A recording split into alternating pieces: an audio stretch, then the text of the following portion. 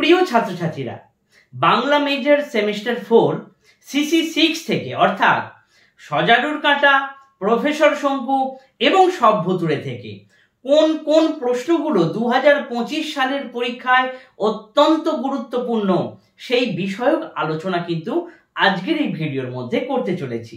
তাই ঝটপট যে সাজেশনগুলো বলছি বা যে প্রশ্ন উত্তরগুলো বা প্রশ্ন পর্বগুলো বলছি সেই প্রশ্নগুলো একটু তোমাদের খাতায় তোমরা নোট ডাউন করে নাও। প্রথমত তোমাদেরকে বলে রাখি, সিসিএফ সিস্টেম তোমাদের পরীক্ষা হচ্ছে, আর এবছরেই শেষ হয়ে গিয়েছে সিবিসিএস সিস্টেম। তাই দুটো সিস্টেম কিন্তু গুলিয়ে ফেলো না। তাই আগের সিস্টেম থেকে যে প্রশ্নগুলো এসেছে সেই প্রশ্নগুলো কিন্তু আসবে না, তার কোনো গ্যারান্টি নেই, ফলে আসতেও পারে। যেহেতু সিসিএফ সিস্টেমে তোমাদের পরীক্ষা প্রথম হচ্ছে, তাই এক্ষেত্রে একটু বেশি প্রশ্নপত্র তোমাদেরকে কিন্তু আমি করে দিয়েছি। তাই যে প্রশ্নগুলো বলছি তোমরা যে স্যার বা ম্যাডামের কাছে পড়ো, তার কাছ থেকে অবশ্যই তোমরা এই প্রশ্নগুলোর উত্তর করে নাও। প্রথমত দেখে নাও, সজারুর কাঁটা থেকে তোমাকে অবশ্যই করে যেতে হবে ব্যোমকেশ চরিত্র। এই ব্যোমকেশ চরিত্রের পর সজারুর কাঁটা নামকরণের তাৎপর্য ব্যাখ্যা করো এবং সজারুর কাঁটা উপন্যাসটিকে গোয়েন্দা কাহিনী হিসেবে চিহ্নিত করা যায় কিনা আলোচনা করো।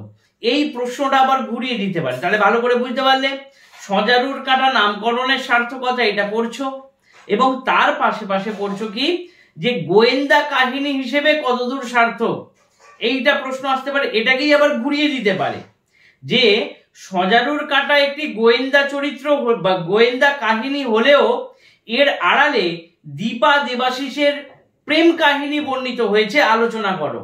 অর্থাৎ সজারুর কাঁটা উপন্যাসটি যে গোয়েন্দা কাহিনীর থেকে বড় হয়ে উঠেছে প্রেম কাহিনী, সেই বিষয়ে আলোচনা করো। এটা কিন্তু প্রশ্ন আসতে পারে। এছাড়া অবশ্যই পড়ে যাবে দীপা চরিত্র, দেবাশিস চরিত্র এবং প্রবালগুপ্ত চরিত্র। এই চরিত্রগুলোর মধ্যে থেকে কিন্তু একটা কমন তুমি পাবেই পাবে। তাই ভালো করে চরিত্রের উপর জোর দিয়ে যাও, তাহলে দেখবে সুন্দর একটা নম্বর তোমরা পাবে। এরপর লিখে নাও, এখান থেকে আমি কিছু সাজেস্টিভ 5 নম্বরের কোশ্চেন করেছি, তাহলে এই 5 নম্বরের প্রশ্নগুলো কিন্তু অবশ্যই দেখে যাবে। আমি একবারও বলছি না যে এই আমার বলে দেওয়া প্রশ্নগুলোই 5 নম্বরের তুমি পেয়ে যাবে। দেখো, বড় প্রশ্ন পেয়ে যাবে, এটা ঠিক আছে, কিন্তু 5 নম্বরের প্রশ্ন লাইন তুলে আসবে।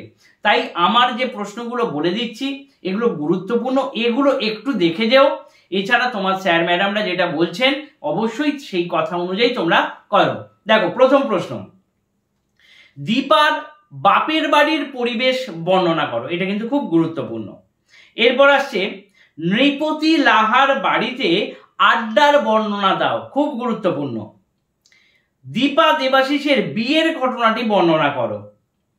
তারপরে আততায়ী কেন দেবাশিসকে মারতে চাইলো, তাকে মারতে পারলো না কেন, ভালো করে বুঝলে।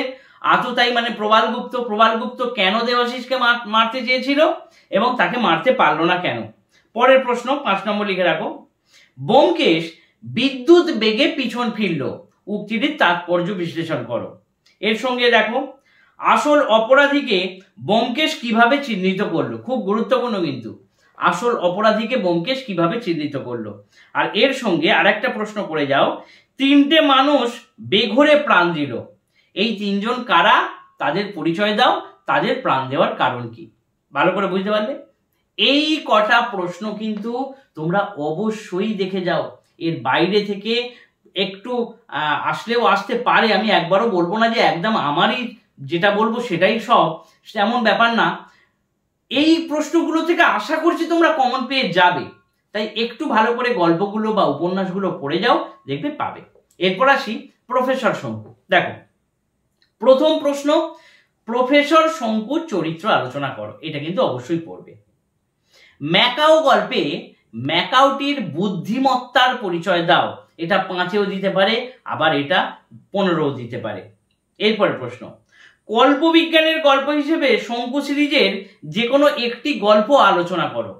এই প্রশ্নটাকেই ঘুরিয়ে দিতে পারে যে কল্পবিজ্ঞানের গল্প হিসাবে প্রফেসর শঙ্কুর গল্পগুলি কেমন ছিল। যদি গল্পগুলি বলে তাহলে তোমাকে যে 6টা গল্প আছে সবকটা গল্প থেকে একটু একটু করে বিশ্লেষণ করতে হবে যে কল্পবিজ্ঞান ব্যাপারটা কেমন।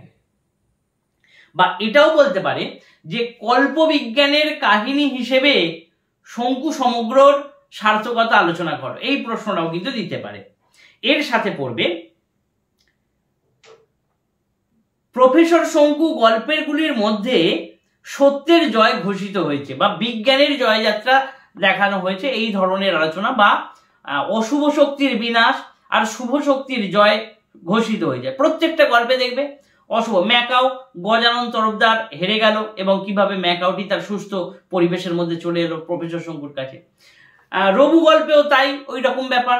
তারপরে টেরাটম গ্রহের বাসিন্দারা অর্থাৎ গোলক রহস্য গল্পেও কিন্তু সেম জিনিসটা, অর্থাৎ অশুভের ক্ষতি এবং শুভের জয়, এই ব্যাপারটা কিন্তু প্রশ্নটা গুরুত্বপূর্ণ। এছাড়া আদিম মানুষটা ভালো করে পড়ে যাও, আদিম মানুষের বর্ণনা এবং আদিম মানুষের কিভাবে আর কি রহস্যের সন্ধান পেল এই বিষয়টা। এবং তার সাথে তোমরা করে যাও মহাকাশের দূত। এই মহাকাশের দূত গল্পটা কিন্তু খুব গুরুত্বপূর্ণ। এই যে অভিযান, মহাকাশের দূতের সঙ্গে সাক্ষাৎ বা অভিযান, বা এই মহাকাশের দূতের কিন্তু একটা 5 নম্বরের খুব গুরুত্বপূর্ণ প্রশ্ন, যেটা হচ্ছে ওই কোন কোন কথাগুলো বলে গিয়েছিল মহাকাশের দূত, যে ভবিষ্যতের জন্য যে কোনগুলো কি দরকার, এই বিষয়গুলো কিন্তু একটু ভালো করে দেখে যাবে। এরপর আসি সব ভুতুড়ে। প্রথম প্রশ্ন তোমাদেরকে করে যেতে হবে সব ভুতুড়ে গ্রন্থের বৈশিষ্ট্য। দ্বিতীয় প্রশ্ন, সব ভুতুড়ে গ্রন্থে ভূত মানুষের সহাবস্থান দেখা গিয়েছে। সব ভুতুড়ে গ্রন্থে খিদের কথা উঠে এসেছে। সব ভুতুড়ে গ্রন্থে ভূত ভয় পাওয়ার ব্যাপার নয়, বুঝছো, ভয় পাওয়ার ব্যাপার নয়, ভূত মানুষের বন্ধু হয়ে উঠেছে। এই যে এই ধরনের যে প্রশ্নগুলো, এই প্রশ্নগুলোই কিন্তু খুব গুরুত্বপূর্ণ। তাই এবারে গল্পগুলো যেগুলো 15টা না কটা গল্প রয়েছে, এই গল্পগুলো থেকে কিন্তু একটা গল্প তোমাদেরকে তুলে দেবে এবং সেই গল্পের রসগ্রাহী আলোচনা করো, এই ধরনের প্রশ্ন কিন্তু আসবে।